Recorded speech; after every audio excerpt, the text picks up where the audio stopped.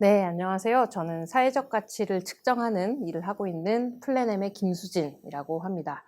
오늘 제가 여러분들과 강의를 나눌 내용은 우리가 사회적 가치, 우리가 기업을 통해서 만들어내는 사회적 가치를 어떻게 측정할 수 있고 어떻게 소개할 수 있는지에 대한 내용을 그런 방법들을 좀 소개해 드릴 거고요. 그리고 실제로 기업들이 만들어내는 사회적 가치를 어떻게 측정했는지 실제 측정한 사례를 몇 가지 소개해 드리려고 합니다.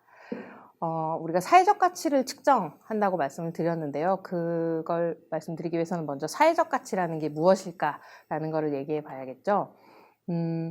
인간이 하는 모든 활동은 가치를 가지고 있다고 생각합니다. 우리가 잠을 자는 것도, 물을 마시는 것도, 물건을 사는 것도, 공부를 하는 것도 무언가 내가 원하는 가치를 얻기 위한 행동입니다. 특히 우리가 사회적 가치라고 할 때는 그것이 어떤 개인이나 우리가 속해 있는 조직의 이익을 위해서가 아니고 사회의 여러 사람들이 같이 누릴 수 있는 공공적인 가치 또는 우리 사회가 가지고 있는 문제를 해결하는 것을 사회적 가치라고 말할 수 있는데요. 지금 화면에 보시는 것처럼 나무를 심는 활동도 어떤 가치를 가지고 있겠죠. 근데 저 나무를 심게 되면 저 나무가 공기 중에 있는 이산화탄소를 흡수하고 그래서 우리가 편하게 들이쉴 수 있는 산소를 만들어내는 것도 우리는 나무를 심는 행위 하나를 통해서 여러 사람이 공유할 수 있는 공공의 가치, 즉 사회적 가치를 만든다고 생각할 수 있습니다. 또 저 나무를 심는 것은 돈을 받고 하는 일이 아니라 누군가 모두를 위해서 자원봉사를 무료로 저 나무를 심는 행위를 한 것이라면 그 행위조차 나무를 심는 활동도 우리가 사회적 가치를 만드는 활동이다라고 말할 수 있겠죠. 여러분들 모두가 가지고 있을 만한 핸드폰, 안드로이드 또는 그 아이폰의 iOS 같은 그런 소프트웨어도 가치를 가지고 있습니다. 우리가 원래 전화기의 기능은 전화를 주고받거나 통신을 하거나 아니면 문자를 주고받는 정도의 용도를 썼다가 최근에는 핸드폰으로 사진도 찍을 수 있고 영상을 만들 수도 있고 또 필요한 정보들을 인터넷 검색을 통해서 얻을 수도 있습니다.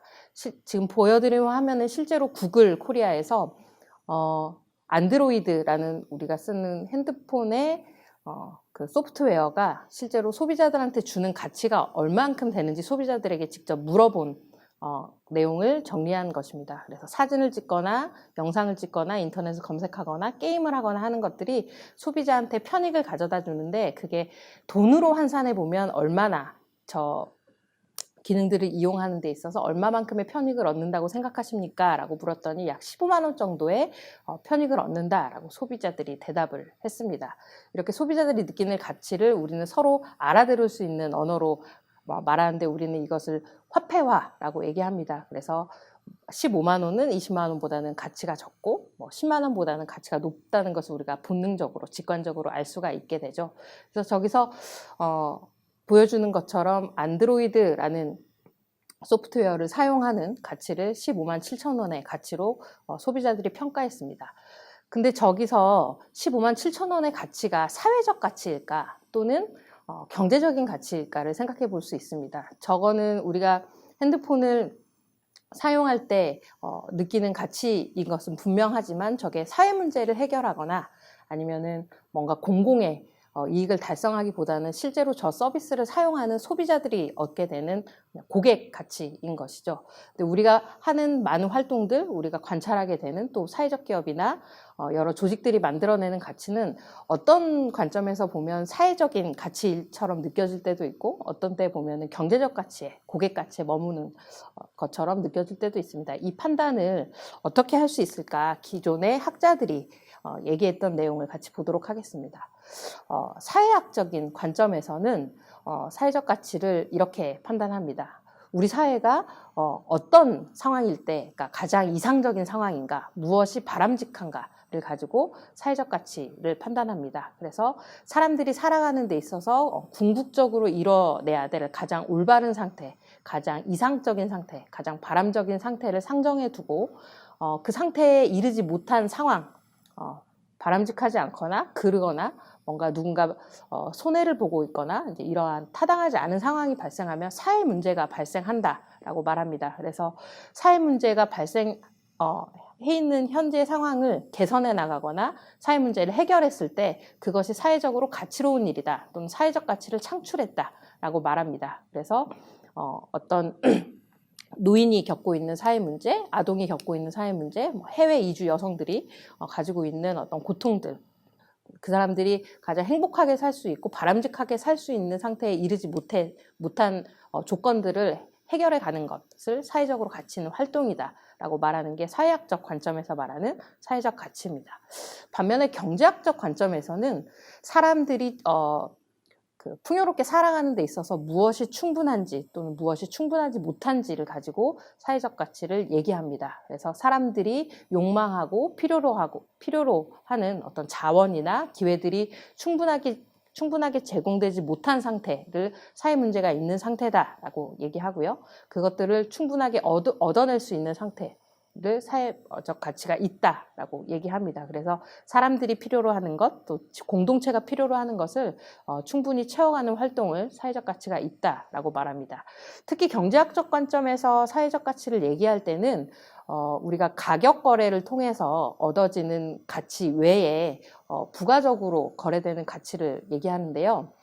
예를 들면 그 과수원, 배나무를 키우는 과수원과 그 옆에서 양봉업을 하는 또 농부가 있다고 생각을 해보죠. 이 과수원 주인은 배를 키우고 판매해서 수익을 얻게 되고 양봉을 하는 주인은 벌을 쳐서 거기서 얻은 꿀로 수익을 얻게 됩니다. 그런데 과수원과 양봉 시설이 같이 있으면 벌이 왔다 갔다 하면서 그 배나무의 수분을 돕기 때문에 과실이 훨씬 더 잘 열리게 되고요. 반면 벌은 바로 배꽃을 통해서 좋은 품질의 많은 양의 꿀을 생산하게 됩니다. 근데 이 양봉업자와 과수원 주인이 그 내용에 대해서 서로 돈을 주고받거나 하지 않거든요. 그냥 자연에서 거래관계 밖에서, 시장 밖에서 자연스럽게 우연하게 일어나는 가치입니다. 우리가 이것을 외부성이라고 말합니다. 외부적인 경제, 외부적 경제 효과가 일어났다라고 얘기할 수 있습니다. 그래서 경제학적 관점에서 사회적 가치는 거래관계, 즉 가격에 반영되지 않았지만 분명히 누군가에게 편익이 발생할 때 이것을 외부성이라고 말하고 이 외부성에서 발생하는 가치를 사회적 가치라고 말합니다.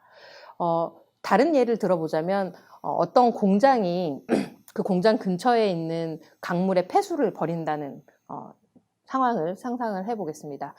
공장이 폐수를 버릴 때 강에 버릴 때 별도의 하수 처리 비용을 하수 처리 비용을 주지 않고 그냥 강에 흘려보낼 수도 있겠죠. 그렇게 되면 그 지역에 있는 자연 환경이나 아니면 그 지역에서 살고 있는 주민들은 그 폐수로 인해서 피해를 얻게 됩니다. 하지만 그것에 대해서 어떤 제재가 있거나 아니면 그러한 환경적인 비용을 발생하는 데 있어서 공장이 가격을 지불하지 않기 때문에 그 피해가 어떤 음의 사회적 가치, 즉 사회적인 비용으로도 발생할 수 있습니다. 그래서 우리가 사회적인 가치라고 말할 때는 긍정적인 가치, 거래되지 않지만 분명히 존재하는 긍정적인 가치도 있지만 반면에 거래되지 않지만 또 분명히 발생하는 사회적인 피해 비용, 즉 사회적 비용도 같이 있습니다. 그래서 이러한 사회적 편익과 사회적인 비용을 합쳐서 이것을 전체 통틀어서 사회적 가치라고 합니다. 그래서 사회적 가치는 플러스 되는 가치도 있고 마이너스가 되는 가치도 있다라는 점을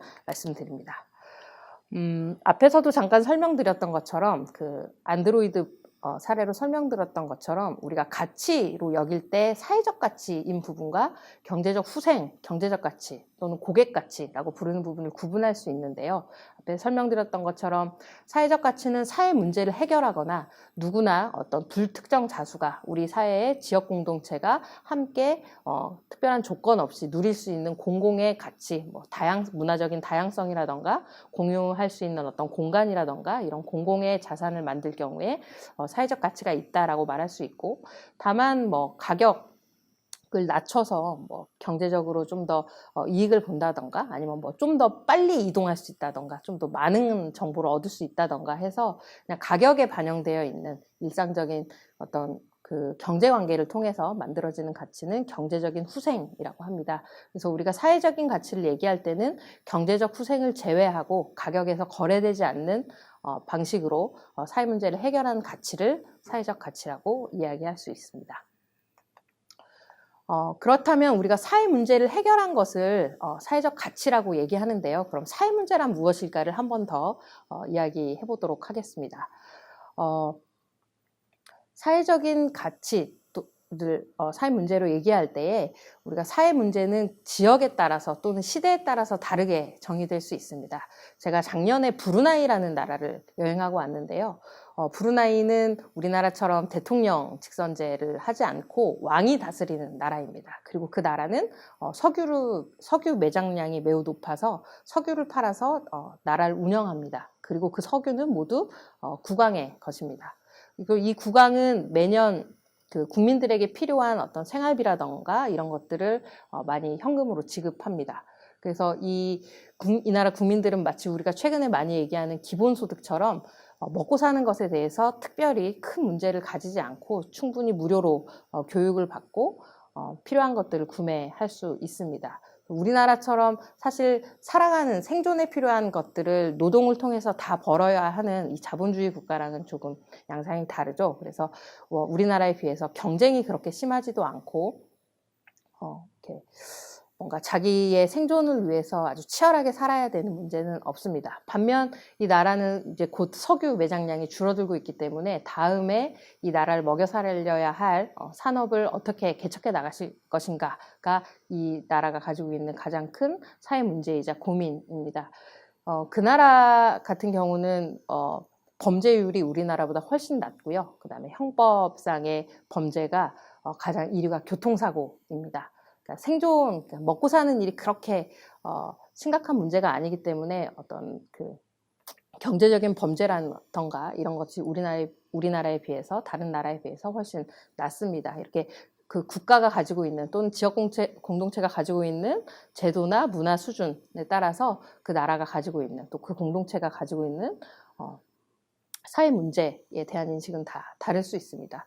또 시대에 따라서도 사회 문제를 다르게 얘기할 수 있습니다.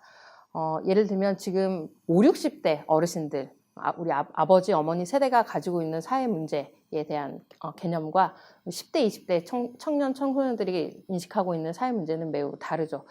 우리가 뉴스에서 자주 보는 어떤 가불 간의 관계에서 일어나는 어떤 무례함들, 이런 것들을 어른 세대에서는 뭐 그럴 수도 있지라고 인식하는 분들이 많은 반면에 또 젊은 세대에서는 왜 내가 저런 대접을 받아야 하는가, 이렇게 만들어지는 구조는 사회적으로 문제가 있다라고 인식하는 경우가 많이 있는데요. 이렇게 시대에 따라서, 세대에 따라서 사회 문제를 다르게 인식하기도 합니다.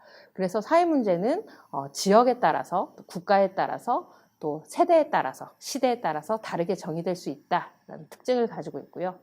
두 번째는 그 문제가 어떤 아주 소수 또는 개인에 머무르는 것이 아니고 그 문제에 영향을 받는 사람이 다수 존재하는, 그 문제의 당사자가 어떤 집단적으로 존재할 때 우리는 그것을 개인의 문제가 아니라 사회 문제라고 얘기합니다. 그래서 사회 문제에 영향을 받는 구성원은 어떤 집단, 세대 간 집단, 지역적 집단일 수도 있고 커뮤니티 그 자체일 수도 있고 우리가 살아가고 있는 지구 환경 그 자체도 우리 사회 문제의 당사자, 구성원이 될 수 있습니다. 그리고 사회 문제는 개인의 선택과 책임이 아니라 어떤 사회 구조적인 원인으로 발생한 문제를 말합니다. 그래서 개인이 게을러서 또는 개인이 어떤 선택을 잘못해서 발생한 문제는 그건 그냥 개인의 사고일지 우리가 그걸 사회 문제로 얘기하진 않습니다. 그러나 어떤 특별한 세대가 취업을 하기 어려운 상황이 됐다거나 아니면 특정한 인종이 사회적으로 차별을 받는다거나 하면 그것은 개인의 선택의 문제가 아니라 사회 구조적으로 어떤 차별이나 배제가 일어나는 경우가 되는 것이죠. 그래서 우리가 구조적인 이유로 개인만의 노력으로는 극복할 수 없는 문제일 때 우리가 그러한 문제를 사회 문제라고 얘기합니다. 그래서 다시 정리해보면 사회 문제라고 하는 것은 어떤 특정한 시대에 특정한 지역 안에 속하는 구성원들 중에서 일부 집단의 구성원이 어떤 개인의 선택이 아닌 어떤 사회 구조적인 이유로 인해서 고통받고 있는 상태가 있을 때 우리가 이것을 사회 문제라고 얘기합니다. 어떠한 현상을 보면서 우리가 이것이 사회 문제냐 아니면 개인의 문제냐라고 얘기할 때 그런 가치 판단에 대해서 도움을 줄 수 있는 기준들이 있습니다. 먼저 우리가 가지고 있는 헌법에서 국민의 기본권을 규정하고 있는데 평등이라던가 자유라던가 사회적으로 참여할 수 있는 권리들, 인간이 기본적으로 가져야 하는 권리들을 당하고 있을 때 이것을 우리가 사회 문제가 있다라고 얘기할 수도 있고요.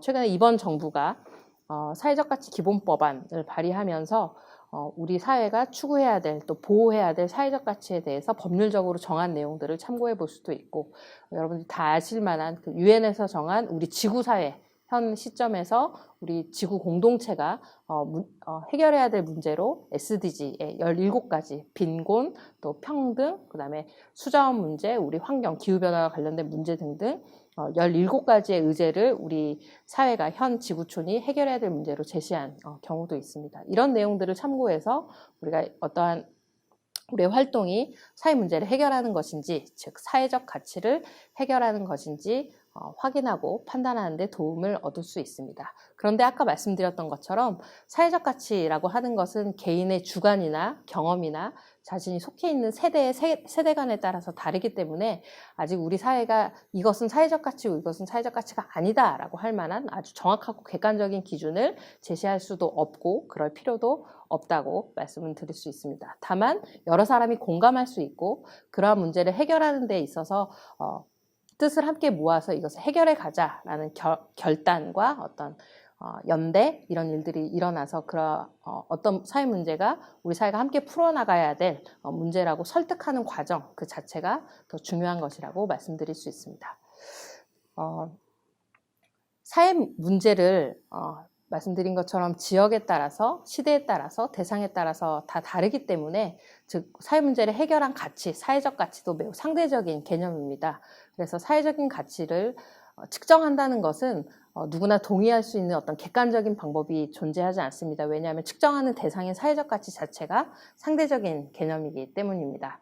그러나 다수가 서로 설득하고 합의하는 과정을 통해서 우리가 사회적 가치가 무엇인지 정의하고 여러 가지 기술적인 또 과학적인 방법들을 통해서 모두가 이해하고 공감할 수 있는 측정 방식을 개발할 수 있다고 생각합니다.